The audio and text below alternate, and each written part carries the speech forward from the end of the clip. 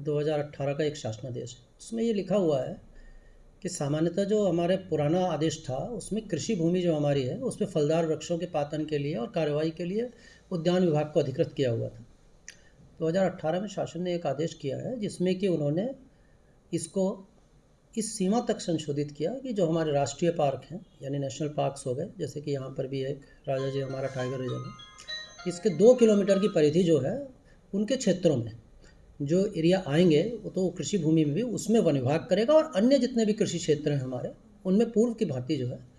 ये फलदार वृक्षों की जो पातन अनुज्ञा है ये उद्यान विभाग देगा। तो अब उसमें अगर कोई भी अप्लाई करता है तो उद्यान विभाग को पहले ये सुनिश्चित करना होगा कि भाई ये हमारे परव्यू में आते हैं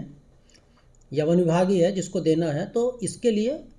चूँकि उसका आजकल जो सिस्टम चलता है वो GPS कोऑर्डिनेट्स होते हैं, लेट लॉन्ग होते हैं, तो उसमें व्यवस्था या तो राजा जी नेशनल पार्क जो राजा जी टाइगर रिजर्व है वहाँ से उसकी दूरी उनको लेनी पड़ेगी, जो भी इसकी अनुमति देगा उसको राजा जी टाइगर रिजर्व से वहाँ से दूरी लें वो, और या फिर एक IT सेल है वन विभाग का वो भी इस तरह से दूरियाँ देते हैं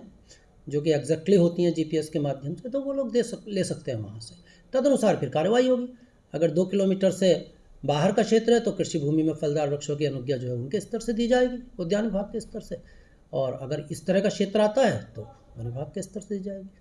अगर जो शासनादेश में प्राविधान है वही कार्रवाई करेंगे। जो शासनादेश अपने आप में स्पष्ट है उसमें कहीं कोई संशय नहीं है कि 2 किलोमीटर से जो बाहर के क्षेत्र कृषि भूमि जितनी भी है उसमें फलदार वृक्ष जो है वहाँ उद्यान विभाग कार्रवाई करेंगे,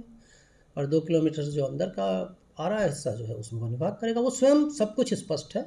इसमें कहीं भी कोई कन्फ्यूज़न की स्थिति बिल्कुल भी नहीं है। ठीक है, इस प्रक्रिया का पालन इसलिए किया जाता है कि पहले अगर 5 वृक्षों की दी गई है तो उसमें ये सुनिश्चित किया जाता है कि वही 5 वृक्ष उन्होंने काटे, कोई दूसरा अन्य अवैध पातन तो नहीं हो गया, और तब उनके जो 5 वृक्ष बचे हैं तब उनके लिए तुरंत उसको जो है दूसरी किस्त दी जाती है, जिससे कि कोई भी किसी प्रकार का अवैध पातन न होने पाए। 5 वृक्ष इसीलिए हैं कि आपने वो 5 वृक्ष काट लिए, उनका आपने निकासी कर लिया, तो आपको फिर जो है दूसरे इसलिए मिल जाते हैं कि किसी भी प्रकार का अवैध पातन होने की बिल्कुल भी आशंका न रहे। उत्तराखंड सरकार ने 2018 में एक शासन आदेश जारी किया था जिसका नंबर है 713, और उस आदेश में ये कहा गया है, जो हमें डायरेक्टर के द्वारा 2 जनवरी 24 को प्राप्त हुआ है,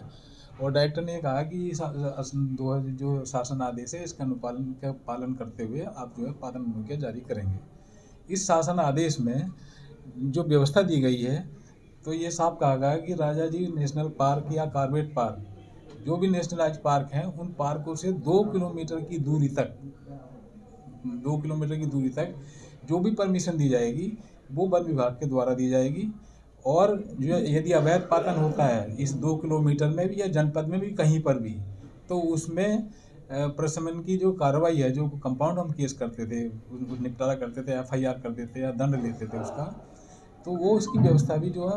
वन विभाग के द्वारा की जाएगी। इसलिए हमारे पास जो फाइलें थी, जितनी फाइलें थी हमारे पास,